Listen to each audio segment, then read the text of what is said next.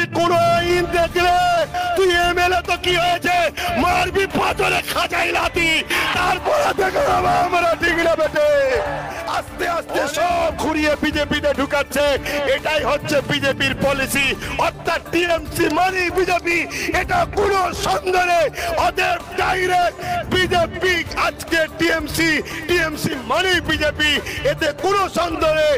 আজকে যারা বিজেপির বিরোধী করতে চায় আগামী দিন আমাদেরকে ঐক্যবদ্ধ হয়ে লড়তে হবে, টিএমসি এবং বিজেপি উভয়ের বিরুদ্ধে লড়তে হবে, ঠিক না বেঠে? হচ্ছি 2021-এর লড়াই আমরা ভার্সেস বিজেপির হবে, আমরা বিজেপিকে পরাজিত করে আমরা ক্ষমতায় আসবে, এই লড়াইয়ে নেমেছি। কথা বুঝছেন? সেই জায়গায় দাঁড়িয়ে থেকে আমি আপনাদেরকে জানিয়ে দিই, আমি আপনাদেরকে বলে দিই, আমার আগে মাস্টার সাহেব শামসুল আলম সাহেব একটা কথা বলেছে যে আমরা বিজেপি তৈরি করার কারখানাকে সাপোর্ট করতে রাজি নয়। আমি আপনাদেরকে বলতে চাই, ধান চাষ দেখেছেন? আচ্ছা, কারা কারা চান বিজেপি রুখতে? কারা কারা বিজেপিকে রুখতে চান? সত্যি বলছেন? সত্যি বলছেন? আপনার বিজেপিকে রুখার দুটো লাইন আছে, তিনটে অপশন আছে বিজেপিকে রুখা। আমি আপনাদেরকে বলে যাই, নাম্বার 1, বিজেপিকে রুখতে গেলে ইভিএম এ ভোট দিয়া বাতিল করতে হবে। বর্তমান রাজ্যের যিনি সিএম, তিনি তো কই আওয়াজ তুলছে না যে ইভিএম ব্যান করো, আওয়াজ তো কই তুলছে না। আরে বোকা মেনে থেকো না, খালি হাত করতে চাইছে তোমায়, খালি হাত, বুঝতে পারছো না? সব ঠেলে ঠেলে ঢুকিয়ে দেওয়া হচ্ছে। এই বাংলায় তো বিজেপি ছিল না, বিরোধী শূন্যের নামে বাম কংগ্রেসকে পিটিয়ে ঘরে ঢুকানো হলো, নমিনেশন জমা দিতে দিল না, অথচ বিজেপি জমা দিল, তাকে বাধা দেওয়া হলো না। যারা প্রকৃত টিএমসির জন্ম দিয়েছিল, যারা টিএমসি কে বাঁচিয়ে রাখতে পারত, যারা যতদিন ছিল ততদিন বিজেপি ঝান্ডা তোলাবার ক্ষমতা ছিল না আপনাদের এলাকায়, তাদেরকেও মেরে ঘরে ঢুকিয়ে দেওয়া হলো যাতে করে বিজেপির বেরোনোর সুবিধাটা হয়। এখনো চোখ খুলছে না? এখনো কি বিবেক খুলছে না যে বিজেপিকে আনা হচ্ছে দাওয়াত দিয়ে? বিজেপির আসার সময় আমি যেমন আসছিলাম, রাস্তা পরিষ্কার করে আমায় ঢুকালেন, ভেতরে প্রবেশ করতে দিলেন, তেমন বিজেপি বাংলায় আসবে, কোন রকম বাধা না আসে, কোন রকম ডিস্টার্ব না হয়। সমস্ত রাস্তা পরিষ্কার করার জন্য 10 বছর আগে টেন্ডার দেওয়া হয়েছিল টিএমসি নামক পার্টিটাকে। টেন্ডারের কাজ শেষ হয়েছে, আস্তে আস্তে সব ঘুরিয়ে বিজেপিতে ঢুকাচ্ছে, এটাই হচ্ছে বিজেপির পলিসি, অর্থাৎ টিএমসি মানে বিজেপি, এটা কোনো সন্দেহ নেই। ওদের ডাইরেক্ট বিজেপি আজকে টিএমসি মানে বিজেপি, এতে কোনো সন্দেহ নেই।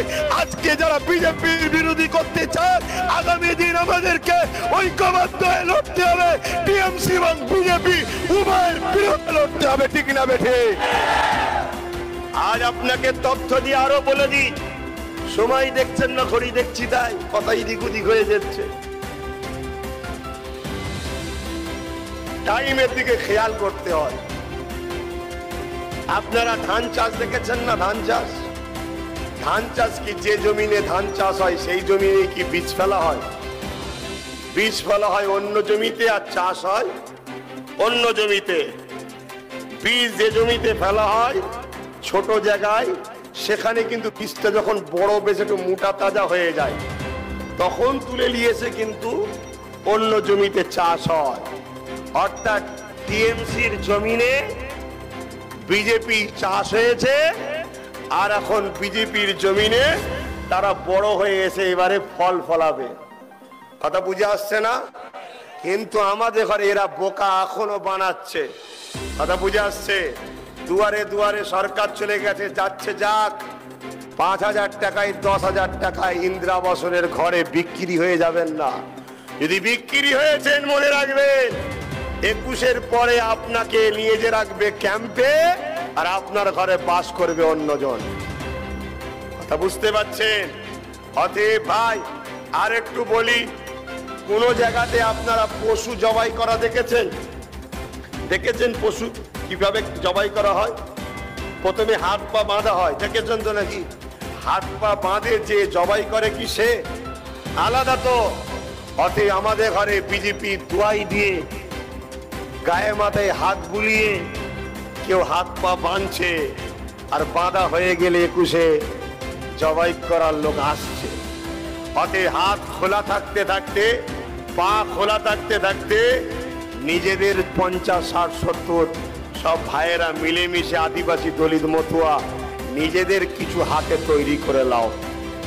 কথা বুঝে আসছে? আমি এই কথা থাকলেও বলতে পারছি না, সময় হলে আবার আলোচনা হবে। এটা হলো সুন্নাতুল জামাতের ব্যানারে হলো। সামনে জানুয়ারি মাস থেকে বিভিন্ন জায়গায় প্রোগ্রাম হবে। ওই প্রোগ্রামটা কিন্তু প্রকাশ্য রাজনীতির ব্যানারে হবে। অর্থাৎ যে দল তৈরি হচ্ছে, কি করবো তো? কথা দিচ্ছেন করবো তো? ধোকা দেবেন না তো?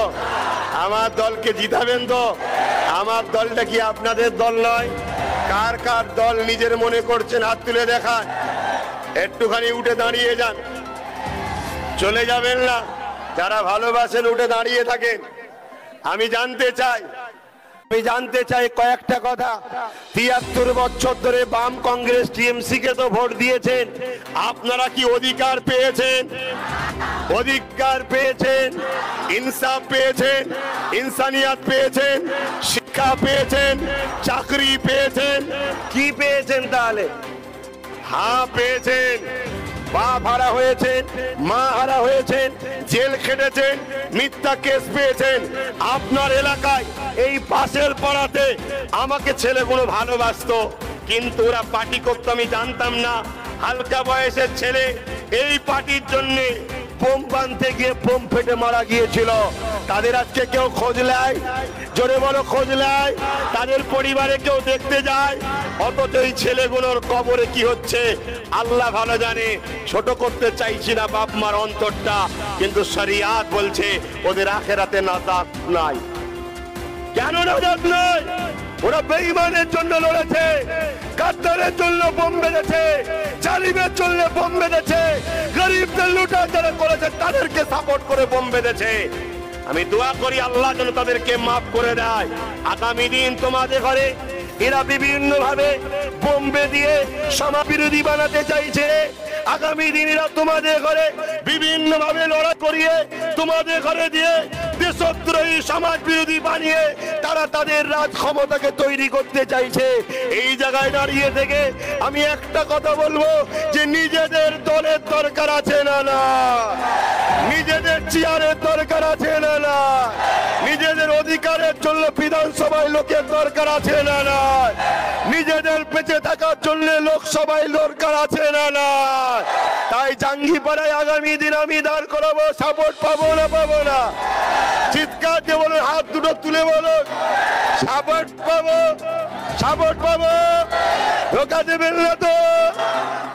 আমি কাকে দাঁড় করাবো সেটা আমার ব্যাপার, আপনারা আমাকে দেখে ভোট দেবেন। কথা বুঝছেন না? বলেন না কেন? কখনো কখনো কখনো কখনো জব্দ করার জন্য জব্দওয়ালা লোককেও দাঁড় করাতে হয়।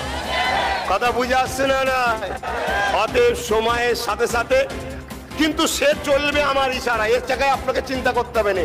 অত পোকাওয়ালা চালের ভাত খেয়ে আমি বড় হইনি, এই জায়গায় মাথায় রেখে দেবেন। শোনেন, অনেক ভালো ভালো লিডার ছিল, তারা কাজ করতে চেয়েছিল, তাদেরকে ওপরের নেতা নেতৃত্বরা কাজ করতে দেয়নি। আমার হুকুম অনুযায়ী চলবি, না তোর পদ ক্যান্সেল হয়ে যাবে, সে ব্যাটারিরা করতে পারেনি। কিন্তু আমার দলে তো একটাই কথা থাকবে, অন্যায় দেখলে প্রতিবাদ কর, বিধানসভাতে পর্যন্ত যাবি। সংবিধান বিরোধী, দেশ বিরোধী, মানবতা বিরোধী কোন আইন দেখলে তুই এমএলএ তো কি হয়েছে মারবি, পাথরে খাঁচাই লাতি, তারপরে দেখো আমরা ঠিক না বেটে। অনেক হয়েছে 73 বছর, আর নয়। মরে তো গেছি, এবার একবার শেষ, মরার আগে দেখবেন একবার শেষ কামড় মারে, ঠিক যাবার আগে শেষ কামড় মারে। আমরা শেষ কামড় মেরে 2021-এ মুসলিম দলিত আদিবাসী মতুয়া পিছিয়ে পড়া মানুষের সরকার বাংলায় তৈরি করব। আমার দাবি 2021-এ হয় দলিত আদিবাসী থেকে সিএম হবে আর মুসলমান উপমুখ্যমন্ত্রী হবে। আপনারা চান তো নাকি? আমায় বিশ্বাস করেন, আমার উপরে ভরসা আছে, আমায় ভালোবাসে। 73 বছর তো অনেকের কথা শুনলেন, একটা বার আমার কথা শুনবে।